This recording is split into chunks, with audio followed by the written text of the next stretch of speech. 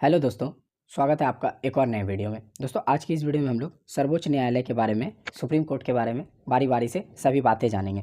दोस्तों, उम्मीद है हमको कि ये एकमात्र वीडियो सुप्रीम कोर्ट से रिलेटेड आपकी सारे डाउट क्लियर कर देगा। दोस्तों, इसके बाद आपको सुप्रीम कोर्ट से संबंधित कोई भी एग्ज़ाम में प्रश्न के इससे रिगार्डिंग कोई भी दिक्कत नहीं आएगा और ना आपको कोई और वीडियो देखने का ज़रूरत पड़ेगा। इस एक वीडियो मात्र से आपको सुप्रीम कोर्ट से जुड़े सभी महत्वपूर्ण प्रश्न उत्तर हो जाएंगे, बैंक, एसएससी या फिर जो भी मल्टीपल चॉइस क्वेश्चन आता है उसके रिगार्डिंग।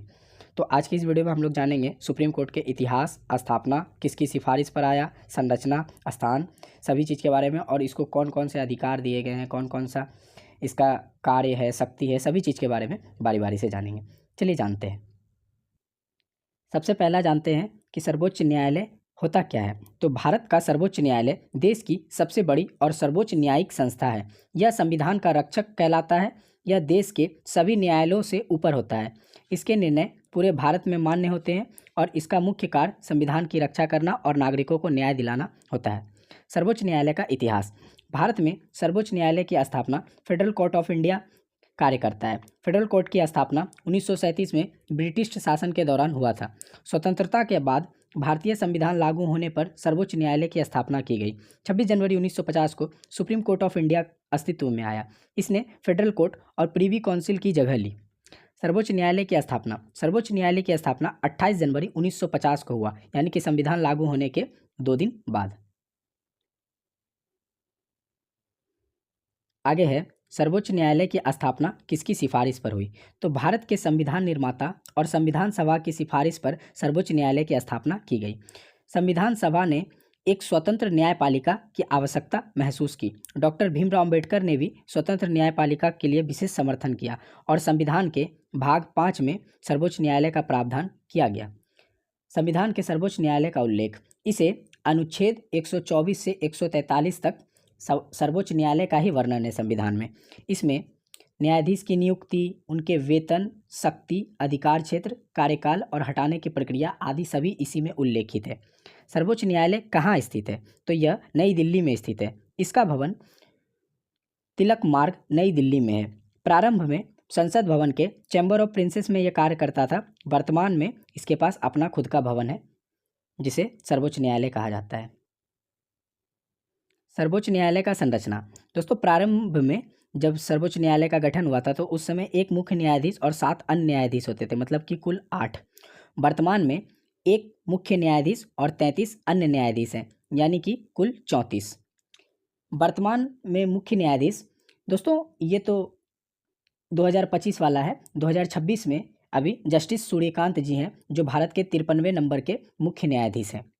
सर्वोच्च न्यायालय के न्यायाधीश की नियुक्ति। इनकी नियुक्ति राष्ट्रपति के द्वारा की जाती है। मुख्य न्यायाधीश और वरिष्ठ अधिकारियों की सलाह पर कॉलेजियम सिस्टम के आधार पर राष्ट्रपति इनकी नियुक्ति करते हैं। दोस्तों, कॉलेजियम सिस्टम क्या होता है। तो यह न्यायाधीश की नियुक्ति की एक प्रणाली है जिसमें मुख्य न्यायाधीश और 4 वरिष्ठतम न्यायाधीश मिलकर यह निर्णय लेते हैं कि अगला मुख्य न्यायाधीश या फिर अन्य न्यायाधीश कौन बनेगा। उसके बाद वही नाम वो राष्ट्रपति के पास सिफारिश पर लाते हैं, तो राष्ट्रपति उन्हीं के आधार पर उनकी नियुक्ति कर देती है।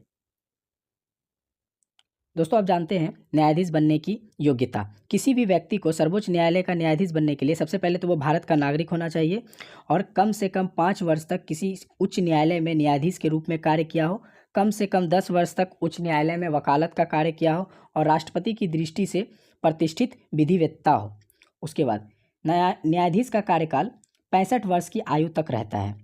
उसके बाद न्यायाधीश अपना इस्तीफा राष्ट्रपति को देता है और न्यायाधीश को हटाने की भी बहुत मतलब जैसे राष्ट्रपति को हटाने की प्रक्रिया है वैसे ही न्यायाधीश को भी हटाने की प्रक्रिया महाभियोग के द्वारा हटाया जाता है। अभी हाल ही में एक न्यायाधीश पे महाभियोग चला था, लेकिन वो उससे पहले ही अपना इस्तीफा राष्ट्रपति को सौंप चुके थे। आइए आगे देखते हैं। सर्वोच्च न्यायालय की स्वतंत्रता के उपाय। यह निश्चित कार्यकाल होता है, वेतन में सुरक्षा मिलती है, महाभियोग द्वारा हटाने की कठिन प्रक्रिया है जिससे ये कार्यपालिका से स्वतंत्र रूप से कार्य करते हैं। सर्वोच्च न्यायालय के अधिकार क्षेत्र। ये प्रारंभिक अधिकार क्षेत्र में आते हैं। केंद्र और राज्य के विवादों की सुनवाई करते हैं। उच्च न्यायालय के निर्णय के विरुद्ध अपील सुना सकते हैं। परामर्श अधिकार क्षेत्र। राष्ट्रपति किसी कानूनी प्रश्न पर सलाह उससे मांग सकते हैं, अनुच्छेद 143 में इसका जिक्र है। और रीट जारी करने की शक्ति इन्हें प्राप्त है। मतलब कि ये कई तरीके के रीट जारी कर सकते हैं, जैसे बंदी को न्यायालय के सामने प्रस्तुत करना, सरकारी अधिकारियों को कर्तव्य के पालन का आदेश देना, निचली अदालत को कार्य करने से रोकना, निचली अदालत के मामले को अपने पास मंगवाना, और किसी अधिकारी को वो किस पद पर बैठा और कैसे बैठा इसकी जानकारी लेना, ये इनका अधिकार है। सर्वोच्च न्यायालय की शक्तियाँ, ये न्यायिक पुनरावलोकन कर सकते हैं, संविधान की व्याख्या कर सकते हैं, मौलिक अधिकार की रक्षा कर सकते हैं, कानून को असंवैधानिक घोषित कर सकते हैं और चुनाव विवाद सुना सकते हैं। उसके बाद न्यायिक पुनरावलोकन, यदि कोई कानून संविधान के विरुद्ध हो तो सर्वोच्च न्यायालय उसे रद्द कर सकता है। न्यायिक सक्रियता, जनता के हित में सक्रिय भूमिका निभाना और PIL के द्वारा, जैसे यही एक उदाहरण है। उसके बाद लोकाहित याचिका, कोई भी व्यक्ति जनहित में याचिका दायर कर सकता है। सर्वोच्च न्यायालय का अभिलेख न्यायालय होना, मतलब क्या, यह कोर्ट ऑफ रिकॉर्ड है, इसका निर्णय प्रमाण माने जाते हैं, अवमानना पर दंड दे सकते हैं। अवमानना क्या होता है? न्यायालय का अपमान या आदेश की अवहेलना करना को अवमानना कहा जाता है। पुनर्विचार याचिका, सर्वोच्च न्यायालय निर्णय को पुनर्विचार के लिए भी भेज सकता है। दोस्तों, सर्वोच्च न्यायालय के लिए महत्वपूर्ण अनुच्छेद 124 सर्वोच्च न्यायालय की स्थापना से जुड़ा है। 125 यहाँ के न्यायाधीश के वेतन, 126 कार्यवाहक मुख्य न्यायाधीश के बारे में, 127 तटस्थ न्यायाधीश के बारे में, 128 सेवानिवृत्त न्यायाधीश के बारे में, 129 अभिलेख न्यायालय, 131 प्रारंभिक अधिकार क्षेत्र, 132 से 36 अपीलीय अधिकार, 137 पुनर्विचार शक्ति, 141 कानून घोषित करने की शक्ति, 142 पूर्ण न्याय करने की शक्ति, 143 राष्ट्रपति को सलाह देने की शक्ति और 145 नियम बनाने की शक्ति। ये सभी भारतीय संविधान के अनुच्छेद में सर्वोच्च न्यायालय के बारे में बताया गया है। आगे देखिए, सर्वोच्च न्यायालय की पीठ, संविधान पीठ, कम से कम 5 न्यायाधीश। महत्वपूर्ण तथ्य, भारत की एकीकृत न्यायपालिका का शीर्ष सर्वोच्च न्यायालय होता है।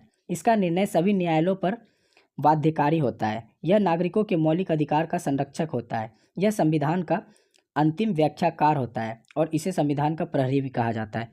ये कुछ मुख्य न्यायाधीश के नाम दिए गए। भारत के पहले मुख्य न्यायाधीश HK कनिया जी थे और इसी तरीके से चले आ रहे हैं। आगे है सर्वोच्च न्यायालय से जुड़े कुछ महत्वपूर्ण प्रश्न उत्तर, जो कि आप यहाँ देख सकते हैं। निष्कर्ष, भारत का सर्वोच्च न्यायालय देश की न्याय व्यवस्था का सबसे महत्वपूर्ण स्तंभ है। यह संविधान की रक्षा करता है, नागरिकों के मौलिक अधिकारों को सुरक्षित रखता है तथा केंद्र और राज्यों के बीच संतुलन बनाए रखता है। इसकी स्वतंत्रता भारतीय लोकतंत्र की सबसे बड़ी ताकत मानी जाती है। यह संविधान का अंतिम व्याख्याकारी और संविधान का प्रहरी भी होता है। दोस्तों, ये था सर्वोच्च न्यायालय से जुड़ी कुछ महत्वपूर्ण बातें। उम्मीद है आपको अच्छे से समझ में आया होगा। आज के लिए इतना ही, मिलते हैं अगली वीडियो में। वीडियो को पूरा देखने के लिए धन्यवाद।